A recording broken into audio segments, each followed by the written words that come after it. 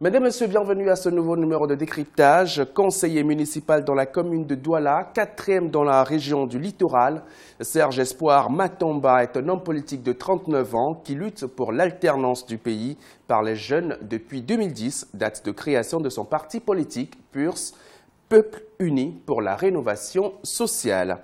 Engagé pour la première fois à une élection présidentielle au Cameroun, il se considère comme l'homme de la situation.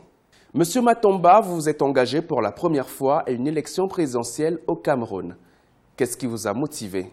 Le climat sociopolitique et le climat socio-économique du Cameroun motivent, n'est-ce pas, ma candidature. Il est inadmissible pour moi que les Camerounais au XXIe siècle vivent ce que nous pouvons constater. Je ne parlerai plus du diagnostic, mais je vais revenir sur le basique. Le Camerounais aujourd'hui manque des choses de première nécessité, l'eau, l'électricité, l'accès aux soins. Pire encore, le Camerounais vit avec la poubelle. Avant de revenir dans ce que je ferai pour cette nation, il faut dire que le constat est amer. L'état de délabrement du Cameroun aujourd'hui ne me permet pas, moi, en tant que citoyen, de rester chez moi et de me dire le Cameroun est sur la bonne voie. Ne me permet pas, moi, en tant que citoyen, de me contenter de ce que je possède en me disant les autres peuvent mourir. Je suis interpellé. Vous êtes parmi les plus jeunes candidats du prochain septennat. Est-ce pour vous un atout? Écoutez, vous êtes ceux qui nous qualifiez de jeunes. Mais je tiens à vous rappeler que Félix Moumié devenait président à 25 ans de l'UPC. Je tiens à vous rappeler que tous les pères fondateurs, ceux que nous considérons comme des nationalistes, étaient très jeunes lorsqu'ils entraient dans la vie politique pour la défense des intérêts de nos nations, du Cameroun et de la vie des Camerounais. Ils étaient plus jeunes que nous. On a tellement transformé la scène politique en une scène des octogénaires, des vieillards. Oui.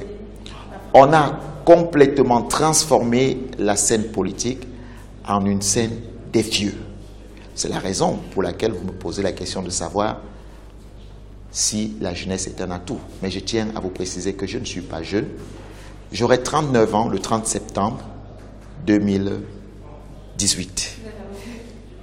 Outre cela, je suis un élu depuis 5 ans. En dehors du fait que je sois un élu, je suis un chef d'entreprise. Prétendre à qualifier la personne que je suis de jeune, non seulement en politique ou jeune dans la gestion, c'est un crime contre une génération. C'est un crime contre une population. C'est un crime contre un peuple. Il n'y a pas de jeune lorsqu'on se lance pour le développement de sa nation. Quels sont les grands axes de votre programme électoral qui illustrent les 5 doigts de la main? Notre projet se décline en 5 priorités. La première, l'éducation. La deuxième, l'accès aux soins de santé. La troisième, la sécurité. La quatrième, l'économie dynamique et un cadre d'emploi pour tous. La cinquième, le combat contre les inégalités. Et lorsque je dis combat contre les inégalités, je parle ici de justice. Quelles seront vos priorités une fois élus? Je commencerai à inviter mes frères et sœurs qui ont pris les armes pour tuer leurs propres frères de déposer les armes.